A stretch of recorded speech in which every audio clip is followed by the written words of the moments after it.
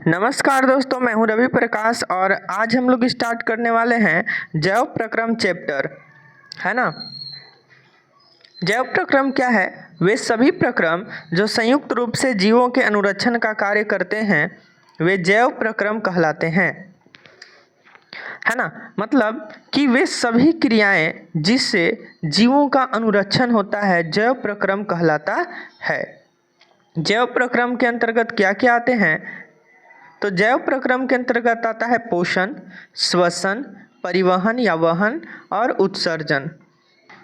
आगे देखते हैं। सबसे पहले पोषण देखते हैं। पोषण क्या है? तो भोजन ग्रहण करना, पचे भोजन का अवशोषण करना एवं शरीर के द्वारा उसका अनुरक्षण के लिए उपयोग करना क्या कहलाता है? पोषण कहलाता है। पोषण के आधार पर जीवों को दो समूहों में बांटा जा सकता है ना। पोषण के आधार पर जीवों को दो आधार में बांटा जा सकता है, दो समूह में बांटा जा सकता है। सबसे पहला है स्वपोषी पोषण और दूसरा विषमपोषी पोषण।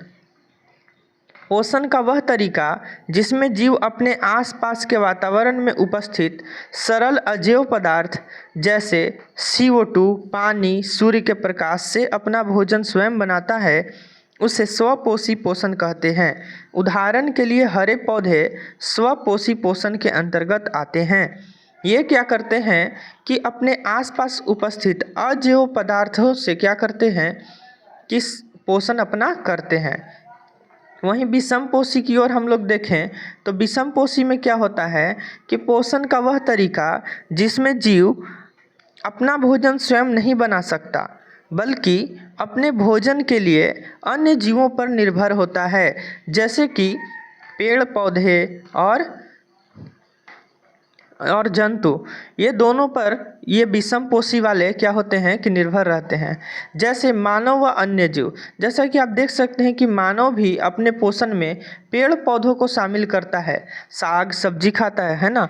और अन्य जीवों पे, नॉन वेजिटेरियन जो लोग होते हैं वे अन्य जीव पर भी निर्भर होते हैं। आगे चलते हैं हम लोग। स्वपोषी पोषण हरे पौधों में तथा कुछ जीवाणुओं जो प्रकाश संश्लेषण कर सकते हैं उनमें होता है ना। प्रकाश संश्लेषण क्या है? फोटोसिंथेसिस। फोटोसिंथेसिस में अगर हम लोग बात करें तो प्रकाश संश्लेषण यह वह प्रक्रम है जिसमें स्वपोषी बाहर से लिए पदार्थों को ऊर्जा संचित रूप में परिवर्तित कर देता है। ये पदार्थ कार्बन डाइऑक्साइड तथा जल के रूप में लिए जाते हैं जो सूर्य के प्रकाश तथा क्लोरोफिल की उपस्थिति में कार्बोहाइड्रेट में परिवर्तित कर दिए जाते हैं, है ना। मतलब प्रकाश संश्लेषण एक ऐसी प्रक्रिया है जिसमें क्या होता है कि CO2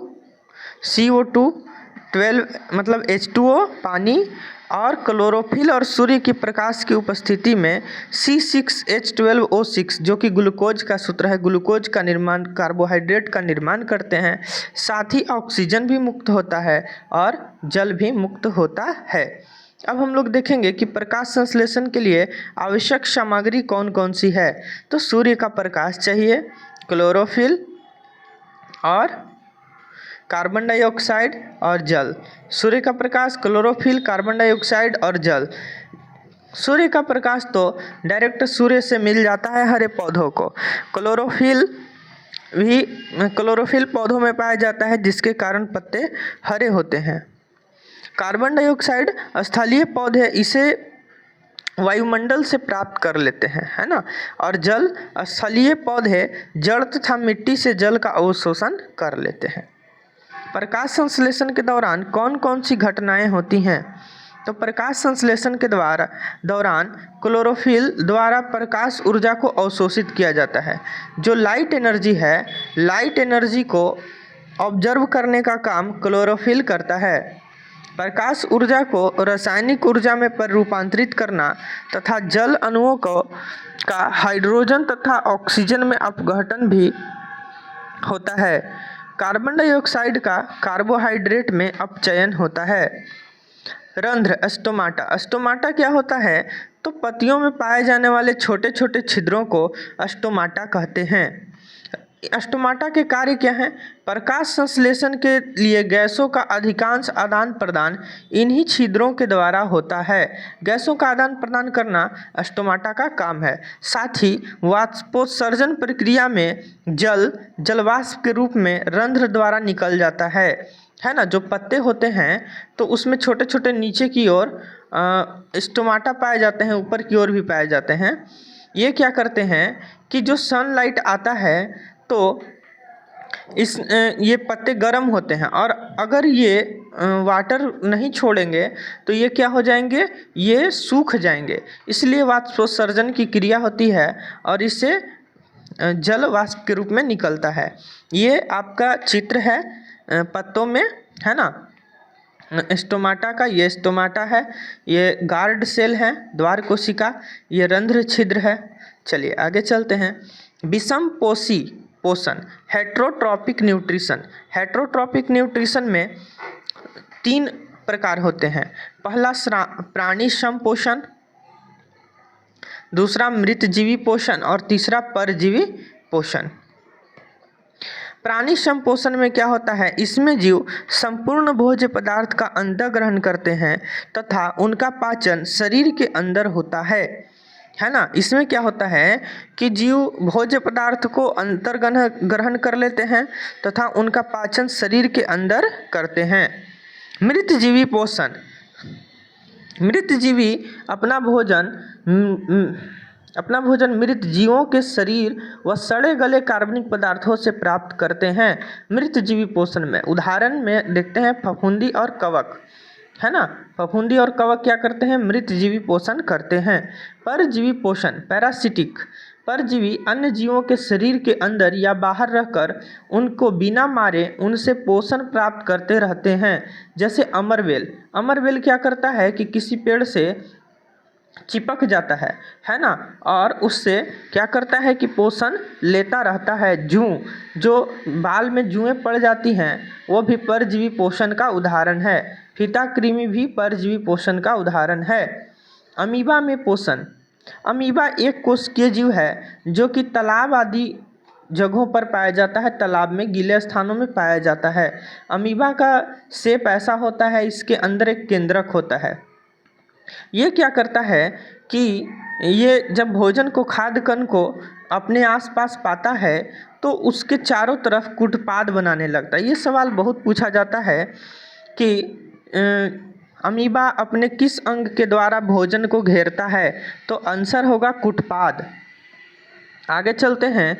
खाद्य रिक्तिका, इसमें क्या होता है, सबसे पहले भोजन को अपने पादाभ की सहायता से अमीबा घेर लेता है, फिर खाद्य रिक्तिका बनती है। खाद्य रिक्तिका में जटिल पदार्थ का विघटन और सरल पदार्थों में किया जाता है। कॉम्प्लेक्स मॉलिक्यूल्स सिंपल मॉलिक्यूल्स में टूट जाता है। बचा हुआ अपच कोशिका की सतह की ओर गति करता है। ये पदार्थ शरीर से बाहर निष्कासित कर दिया जाता है। पैरामीशियम में पोषण, ये भी एक जीव है, एक कोशिकीय। ये क्या करता है, कोशिका को पूरी सतह को ढके होते हैं ये पश्चाप से, और भोजन एक विशेष स्थान से ही ग्रहण किया जाता है। लेकिन अमीबा में कहीं से भी ग्रहण किया जा सकता है कूटपाद बनाकर। अब हम लोग देखते हैं मनुष्य में पोषण। मनुष्य में पोषण कैसे होता है इसके बारे में हम लोग चर्चा करते हैं। तो मनुष्य में अंतःग्रहण, पाचन, अवशोषण, स्वांगीकरण और बाह्य क्षेपण होता है। ये 5 प्रक्रिया से होकर भोजन गुजरता है। सबसे पहले तो मुंह में भोजन जब जाता है तो भोजन का अंतःग्रहण कहलाता है, और दांत से इसको पीसा जाता है, भोजन को चबाया जाता है। जिह्वा से भोजन को लार के साथ पूरी तरह मिला दिया जाता है। लार ग्रंथि से निकलने वाले रस को लार रस या लार कहते हैं। स्टार्च, लार एमिलाइज एंजाइम माल्टोज शर्करा। भोजन ग्रसिका, मुंह से अमाशय तक भोजन जाता है ग्रसिका की क्रमांकुचन गति के द्वारा, है ना, और ग्रसिका की मांसपेशियों का संकुचन और शिथिलन होता है। कहने का मतलब क्या होता है कि जो ग्रसिका होती है ऐसे, तो भोजन यहाँ पे जब होता है तो यहाँ पे ये ऐसे ऐसे आकर के और दोनों दीवार सट जाता है, जिससे भोजन आगे की ओर गति करता है। और फिर यहाँ पर अगर भोजन आ जाता है तो फिर से यहाँ का दीवार ऐसे इसको आगे ठेलने का काम करता है। आगे चलते हैं हम लोग। ये मनुष्य का आहार नाल है, मनुष्य का पाचन तंत्र है। चलिए इसके बारे में डिस्कस करते हैं। तो सबसे पहले देखते हैं कि ये मनुष्य के आहार नाल में सबसे पहले जिह्वा यहाँ पे पाई जाती है, दांत पाए जाते हैं, मतलब मुंह में जीभ दांत ये सारे पाए जाते हैं, जो क्या करते हैं भोजन को छोटे छोटे टुकड़ों में बदल देते हैं। साथ ही इसमें लार मिल जाता है और इसके बाद ग्रसिका के द्वारा यह सीधा अमाशय तक पहुंचता है। इसको अमाशय कहा जाता है। अमाशय में भोजन 4 घंटे तक रहता है। यकृत से पीत रस निकलता है और पित्ताशय में जमा होता है। उसके बाद जब भोजन 4 घंटा के बाद नीचे आता है छोटी आंत में, तो इसमें बहुत सारे एंजाइम्स मिलाए जाते हैं पित्ताशय के द्वारा और अग्नाशय के द्वारा भी, है ना। और उसके बाद भोजन धीरे धीरे करके यहाँ से बड़ी आंत में चला जाता है और बड़ी आंत से ये गुदा द्वार मल द्वार के द्वारा बाहर निकल जाता है। आगे चलते हैं। अमाशय। अमाशय क्या है कि अमाशय में जठर ग्रंथियां पाई जाती हैं और इससे निकलने वाले हार्मोन होते हैं पेप्सिन, हाइड्रोक्लोरिक अम्ल, एंजाइम्स पेप्सिन होता है और एसिड भी निकलता है हाइड्रोक्लोरिक एसिड, और इसमें एक श्लेष्मा होती है। चलिए इसके बारे में जानते हैं। पेप्सिन पाचन एंजाइम्स प्रोटीन का पाचन करता है। जो पेप्सिन है यह प्रोटीन को पचाने में सहायता करता है। हाइड्रोक्लोरिक एसिड यह क्या करता है कि एक अम्लीय माध्यम तैयार करता है और हाइड्रोक्लोरिक एसिड से ही इसके अंदर क्या होता है कि जीवाणु भी नष्ट हो जाते हैं। ये सवाल भी पूछता है कि हाइड्रोक्लोरिक एसिड कहाँ से निकलता है, तो आपको बोलना है अमाशय से, है ना। अम्लीय देखिए ये क्या करता है कि पेप्सिन की क्रिया में सहायक होता है। जो पेप्सिन निकलता है इसकी क्रिया में सहायता करता है। श्लेष्मा क्या होता है, एक झिल्ली होता है जो अमाशय के आंतरिक स्तर की अम्ल से रक्षा करता है ना। ये जो अमाशय है तो इसमें क्या होता है कि श्लेष्मा झिल्ली पाई जाती है जो अम्ल से रक्षा करता है। क्षुद्रांत्र कहने का मतलब छोटी आंत। छोटी आंत क्या होता है कि इसमें से आंत रस निकलता है जो कार्बोहाइड्रेट, वसा और प्रोटीन के पाचन में सहायता करता है।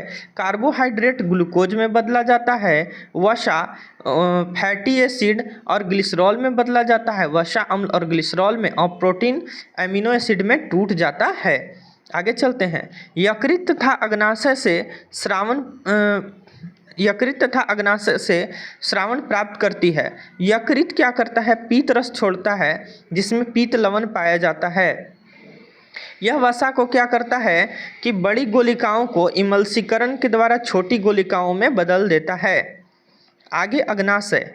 अग्नाशय क्या करता है कि अग्नाशयी रस निकालता है ना। एमाइलेज एंजाइम, ट्रिप्सिन एंजाइम और लाइपेज एंजाइम प्रोटीन को ट्रिप्सिन पेप्टोन्स में बदल देता है।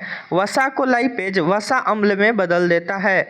स्टार्च को एमाइलेज ग्लूकोज में बदल देता है। और दीर्घरोम विलाई जो होता है यह अवशोषण का सतही क्षेत्रफल बढ़ा देता है। जो छोटी आंत होता है उसमें छोटे छोटे पाए जाते हैं विलाई, है ना। ये क्या करते हैं कि भोजन जब जाता है तो इससे पोषण को ग्रहण कर लेते हैं और रक्त में मिला देते हैं। बृहदांत्र बड़ी आंत क्या करता है कि यह जल का अवशोषण करता है और गुदा द्वारा शरीर से इसको वेस्ट पदार्थ को बाहर निकालने का काम करता है। धन्यवाद। अगर आपको वीडियो अच्छा लगा हो तो चैनल को सब्सक्राइब करें, वीडियो को लाइक करें और नीचे कमेंट करके बताएं। और धन्यवाद।